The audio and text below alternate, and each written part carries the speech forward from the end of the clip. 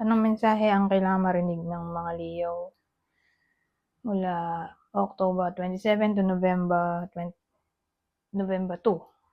Okay? October 27 to November 2, 2024. Pwedeng nangyayari na to o mangyayari pa lang. Kung hindi man para sa inyo itong magiging reading, di baka para sa someone na malapit sa inyo o sa someone na makilala nyo mismo. Baka may lumabas na gender, mamaya gawin nyo na lang energy. Masculine at feminine energy. Pwede rin naman na huwag nyo nang pansinin ang gender. Hindi ko masasabi kung anong magiging reading, kung positive ba o negative. Depende sa kung anong mapipick up kong energy. Kung hindi man mag-resonate sa inyo to, edi adjust nyo na lang ang video, hanapin nyo to kung hindi pwede dito na. Ito ang last deck.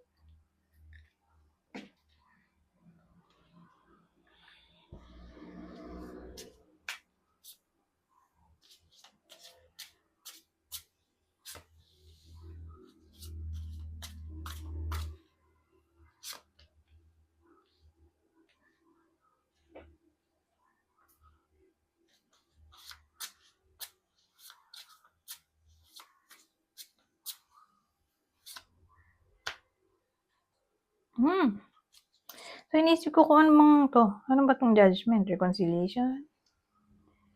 Reawakening? Wake up call?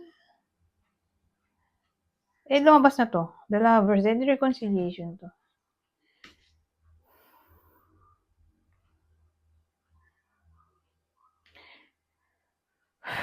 So, ang dating sa akin sa week na to, may iba sa inyo. Hindi naman lahat, pero may iba nga. May iba sa inyo na magkakaroon ng confidence na makipagbalikan. Dahil 10 of Potions to, ito ay happiness card. Dreams coming true ano ba yan? Harmony. Kadalong the Lovers to. Sabagay, pwede rin namang decision making to. O obstacle na overcome. So, sa madaling salita, may iba sa inyo na makikipag-ayos o makaka-receive ng message tungkol sa pakikipag-ayos. Whether kayo yung magpa-pursue ng reconciliation o may someone na magpa-pursue sa inyo. Ex probably kasi lovers do. Na makipagbalikan at magiging sila ulit. So again, di naman lahat ay tatamaan ng reading na to. Kasi, ito, 7 of Candles, pagiging victorious. Kasi mga kalaban niya doon sa Rider-Waite Smith, mga kalaban niya nasa baba, diba? Siya yung nasa taas ng bundok. Parang ganun. So, nanalo siya. Ano siya competition card. Pero, pwede rin naman negotiation yan. Oo, sabihin natin card to ng confidence. Kaya nga sabi ko kanina, confident.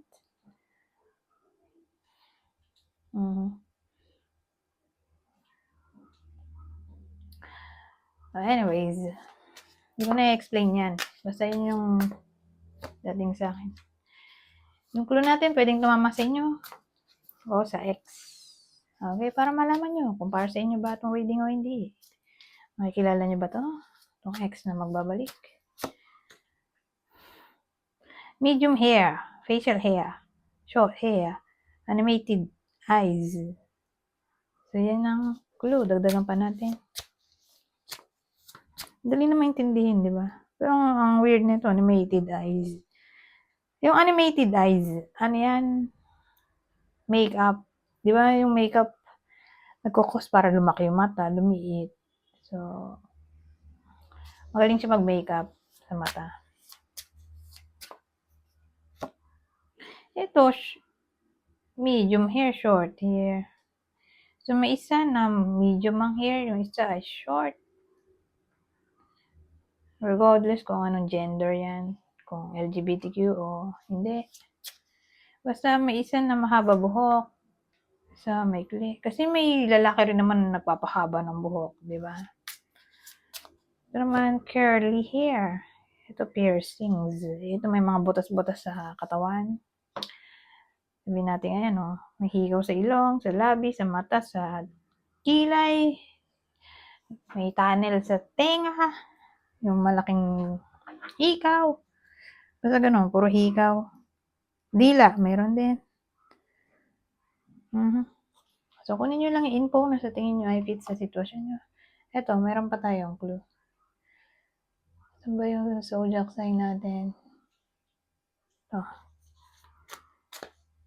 Zodiac sign ng X. Virgo. Libra. Pisces.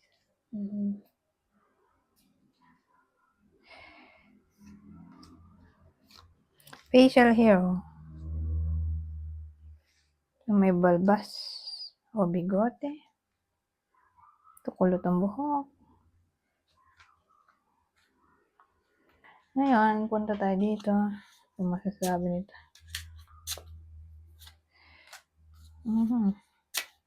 The hand, the mutant. Pero lahat sila ay baliktad. Pero good thing, baliktad tong the hand. Pag nakita ko yan, yun yung kamay ng demonyo. So, pag nakita ko nga, para siyang gumagawa ng krimen. Baliktad. So, ibig sabihin, naudlot. Hindi natuloy. O nahuli. Nahuli. Sa anomalya.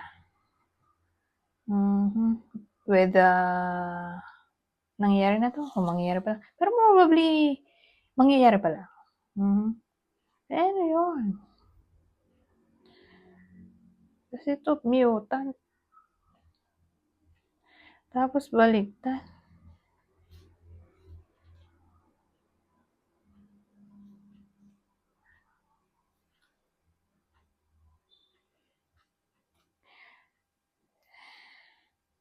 Ang dating kasi, mapapredict ng iba sa inyo ang tungkol dito sa paghuli sa krimen. Ano yun? Sakit ng ulo ko. Krimen yun. Parang mahulaan na ng iba sa inyo na mahuhuli tong taong to sa ginagawa niyang anomalya.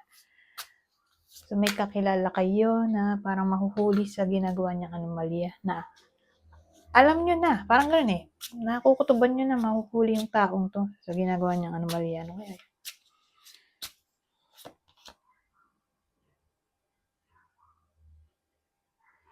Five of Potions. Di ba weird? Five of Cups. Pa-victim kasi yung tao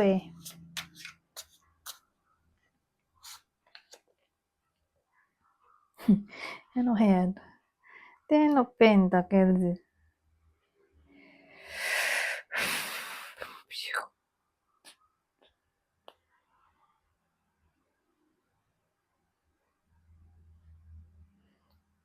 So, probably yung... Teka. King of Candles. Ganito. Whether person nyo to o kakilala nyo. Lalaki Lalaki yung pa-victim.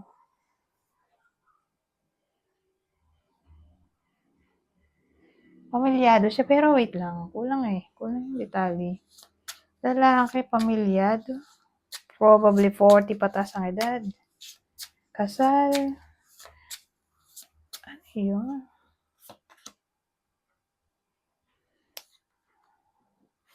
May ginagawa siyang pleasure. Pleasure? Ano yun?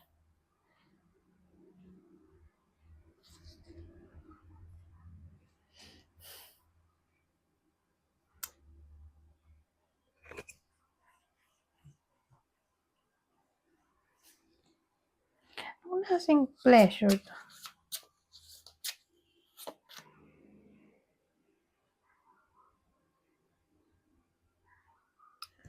Kasi ang dating sa'kin alchemy. Ano nga ba 'tong alchemy? Parang siyang nag-e-experiment, eh.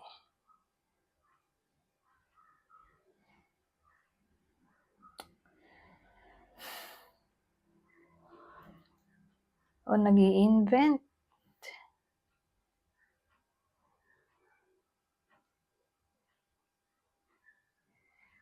Ano ba 'to?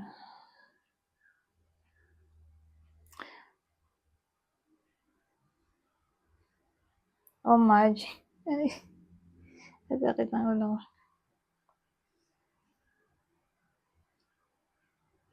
Siguro parang mag-i-invent siya dito, eh.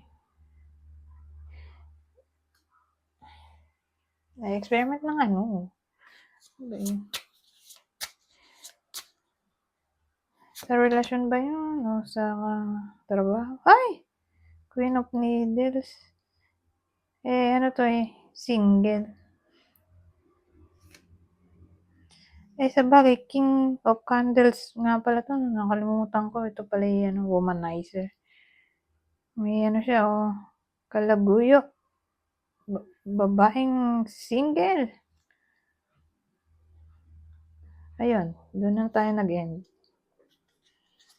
So, mahuhuli sa kalokohan tong lalaking to na may iba na siya. May babae siya. Yung lalaki. Pinatos niya tong babaeng single. So, sa madaling salita, mahuhuli siya sa anomalya in a way na ito ay may kinalaman sa pag-cheat. Na parang mapapredict na ng iba sa inyo na mahuli tong taong to. O aamin na siya sa kalokohan. Basta ganun. Anyways, isang card lang. Advice o extra message. Relax. Everything is okay. Don't worry. It's all going to be fine. So, sa madaling salita, kung ano man ang maging problema ng iba sa inyo sa week na to, don't worry nga at magiging okay din ang lahat. Pero ito, sino tatamaan ng reading na to?